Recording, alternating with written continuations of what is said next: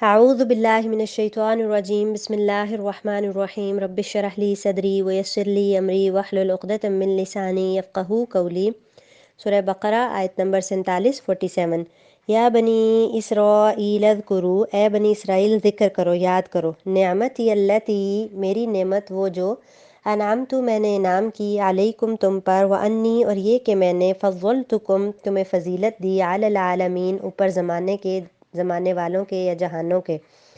واتقوا اور ڈرو، یومن لا تجزی، اس دن سے کہ نہ بدلہ بنے گا،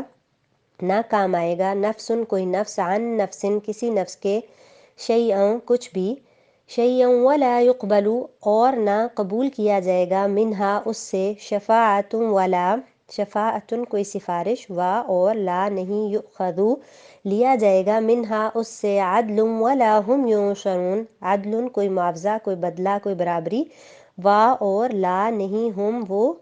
ینصرون نصرت کیے جائیں گے، نہ ان کی مدد کی جائے گی۔ وَإِذْ اور جب، نجیناکم ہم نے تم کو نجات دی، نجیناکم من آل فرعون آل فرعون سے، یسومونکم وہ تمہیں دکھ دیتے تھے، چکھاتے تھے، سوء العذابی برا عذاب، یذبحون وہ ذبح کرتے تھے، ابناءکم تمہارے بیٹوں کو، ابن بیٹے کو کہتے ہیں، ویستحیون اور وہ زندہ چھوڑ دیتے تھے، حیات زندگی کو کہتے ہیں، نساءکم تمہاری عورتوں کو، وفی ذالکم اور اس میں، بلاء من ربکم عظیم، بلا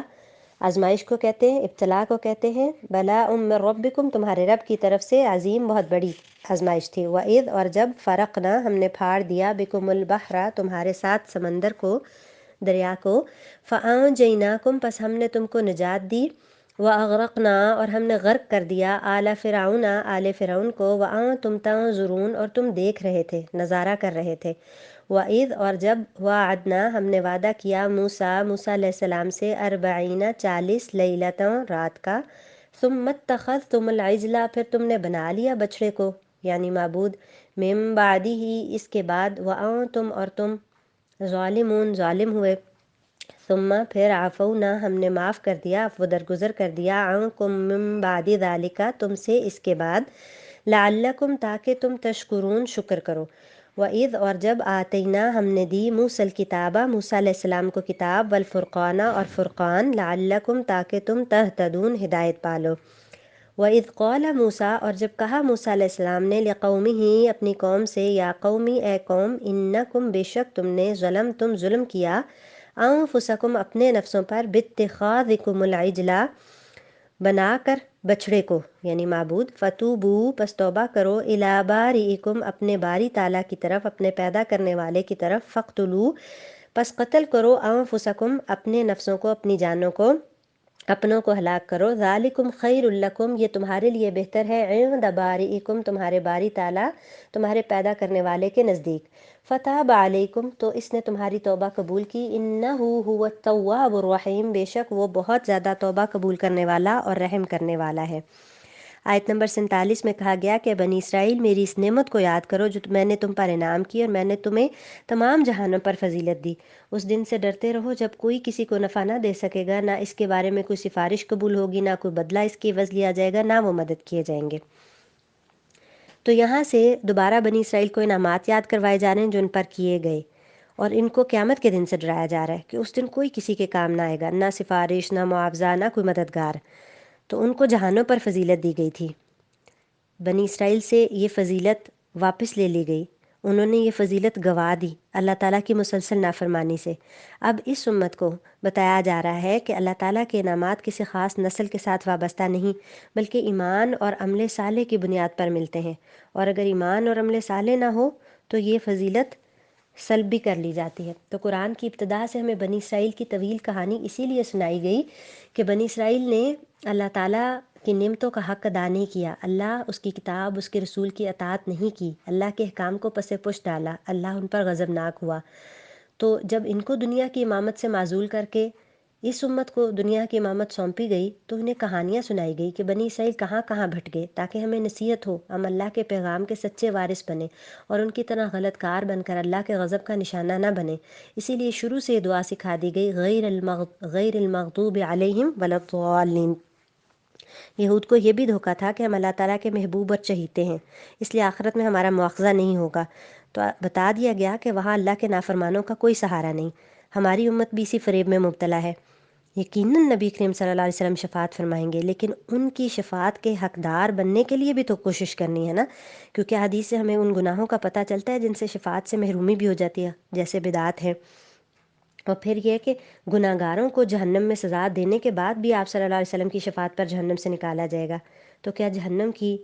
چند روزہ سزا بھی ہمارے لیے قابل قبول ہے کہ ہم اس پر تکیہ کر کے گناہوں کا ارتکاب کرتے رہیں؟ اگلی آیت میں کہا، جب ہم نے تمہیں فرعونیوں سے نجات دی جو تمہیں بدترین عذاب دیتے تھے، جو تمہارے لڑکوں کو مار ڈالتے تھے، تمہاری لڑکیوں کو چھوڑ دیتے تھے،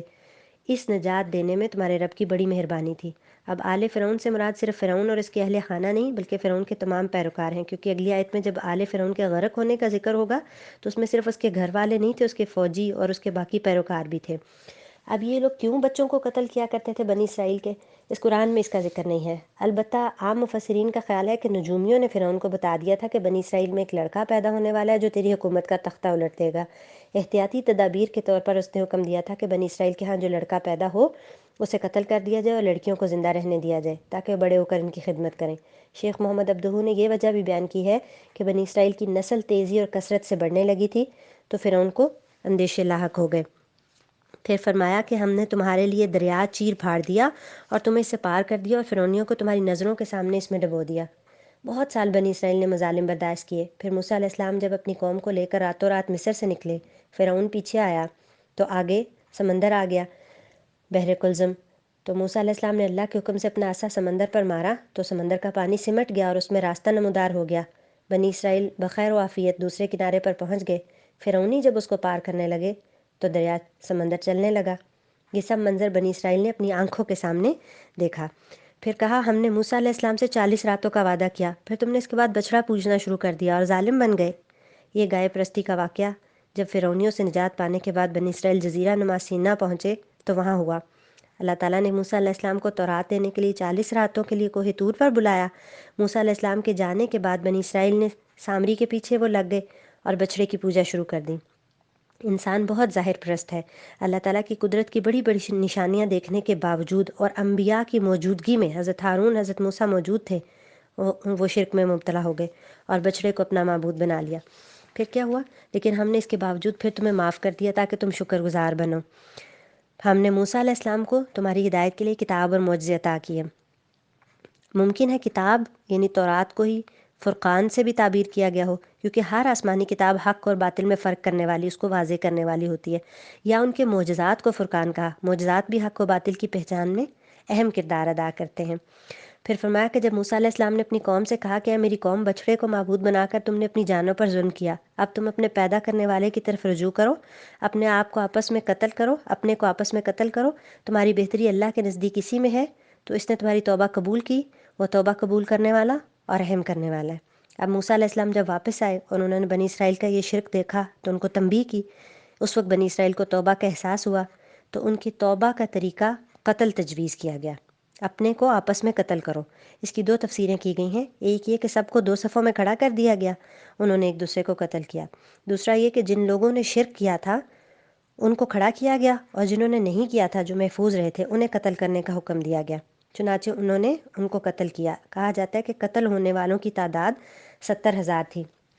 تفسیر ابن کثیر کے مطابق۔ تو کچھ گناہ تو ایسے ہوتے ہیں کہ جو ساتھ ساتھ دھلتے رہتے ہیں، نیکیاں جو ہیں وہ گناہوں کو دور کرنے والی ہوتی ہے، چھوٹے گناہ جو ہوتے ہیں، کچھ گناہوں پر شعوری توبہ کرنی پڑتی ہے، کچھ گناہوں کا کفارہ دینا ضروری ہوتا ہے، کچھ حقوق العباد کے معاملات ہوتے ہیں کہ جس کا حق مارا ہے وہ حق واپس کر دیا جائے، اور کچھ گناہوں پر حدود نافذ ہوتی ہیں۔